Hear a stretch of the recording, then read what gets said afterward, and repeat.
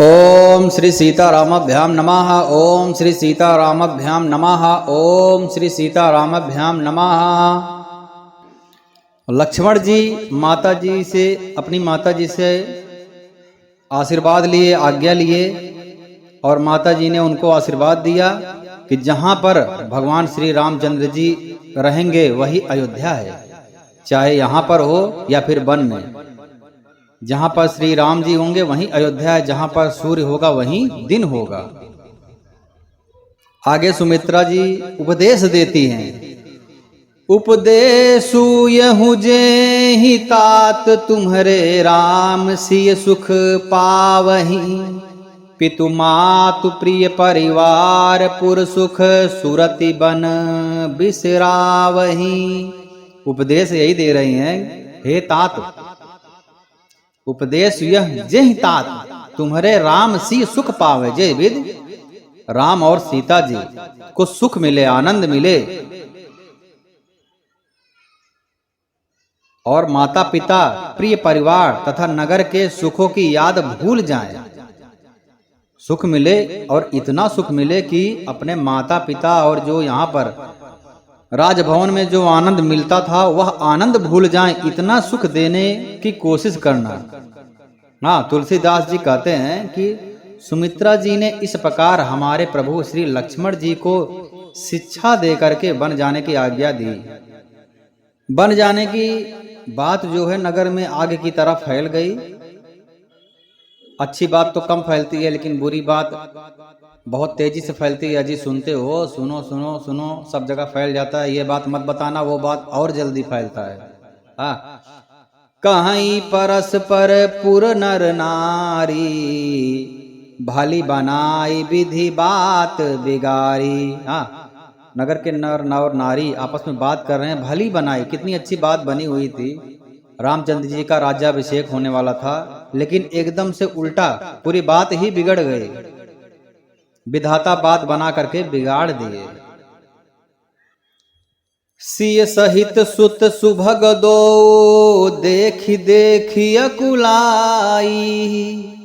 बारही बार स्नेह बस राउले उरलाई। सीता सहित दोनों सुंदर पुत्रों को देख देख कर राजा अकुलाते हैं और स्नेहवश बारंबार उन्हें हृदय से लगा लेते हैं। राजा व्याकुल हैं, बोल नहीं सकते। हृदय में शोक से उत्पन्न हुआ भयानक संताप है। संताप तो होगा ही, क्योंकि कहीं न कहीं महाराज यह सोच रहे हैं कि मेरे कारण सब हो रहा है, तो बहुत बड़ा संताप है। तब रघुकुल के वीर श्री रामचंद्र जी ने अत्यंत प्रेम से चरणों में सिर नवा करके विदा मांगा। हे पिताजी, मुझे आशीर्वाद दीजिए और आज्ञा भी दीजिए। पितु आशीष आयसु मोहि दीजिए। हे पिता, आशीष और आशीर्वाद मुझे दीजिए। हर्ष समय विस्मय मत कीजिए, हर्ष के समय आप शोक मत कीजिए। हे तात, प्रिय के प्रेमवश प्रमाद करने से जगत में यश जाता है, आप शोक मत कीजिए, नहीं तो आपकी निंदा होगी यदि आप शोक करेंगे तो। माता सीता को राजा हर प्रकार से रोकने का प्रयत्न करते हैं, लेकिन प्रयत्न हर बार असफल हो जाता है। माता सीता का मन पूर्ण रूप से श्री रामचंद्र जी के चरणों में अनुरक्त था। सी मनु राम चरण अनुरागा। सिया का मन रामचंद्र जी के चरण में प्रेमवश अनुरक्त था और कहीं संभावना ही नहीं थी जरा भी। उसके अलावा भी सचिव नारी गुर नाय सयानी, सहित स्नेह कहे मृदुबानी।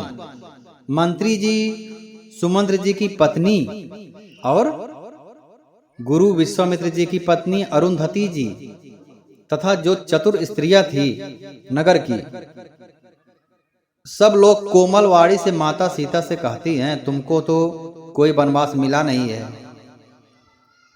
इसलिए तुम तो सास ससुर गुरु की सेवा कर सकती हो,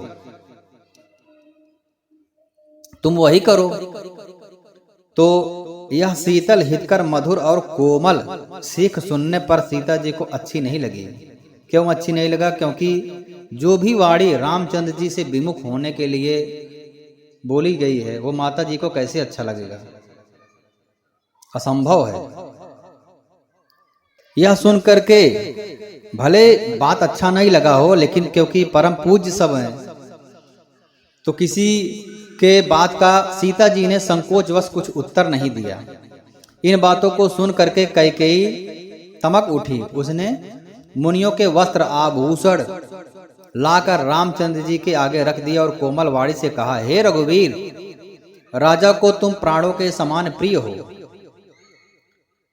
राजा शील और स्नेह नहीं छोड़ेंगे। पुण्य, सुंदर, यश और परलोक चाहे नष्ट हो जाए पर तुम्हें वन जाने को भी कभी नहीं कहेंगे। ऐसा विचार कर जो तुम्हें अच्छा लगे वही करो।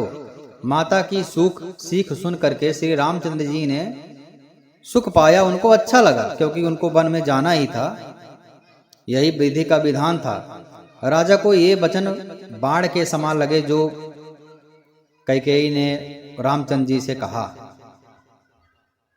राजा मूर्छित हो गए। लोग व्याकुल हैं, किसी को कुछ समझ नहीं आ रहा है कि क्या किया जाए, इस समस्या का कैसे निदान किया जाए, कैसे इसका हल निकाला जाए, समस्या का समाधान कैसे किया जाए। श्री रामचंद्र जी तुरंत मुनि का वेश बना करके माता पिता को सिर नवा करके चल दिए। वन का सब साज समाज सज करके श्री रामचंद्र जी, माता सीता जी और भाई लक्ष्मण जी सहित ब्राह्मण और गुरु के चरणों की वंदना करके सबको अचेत करके सबको परम दुख प्राप्त हुआ। अचेत अवस्था में हो गए, मूर्छित अवस्था में। ऐसा दुख जिसको सहन ना कर सके, ऐसा दुख सारे नगरवासी को हुआ, जैसे उनका खुद का प्राण जा रहा हो। बन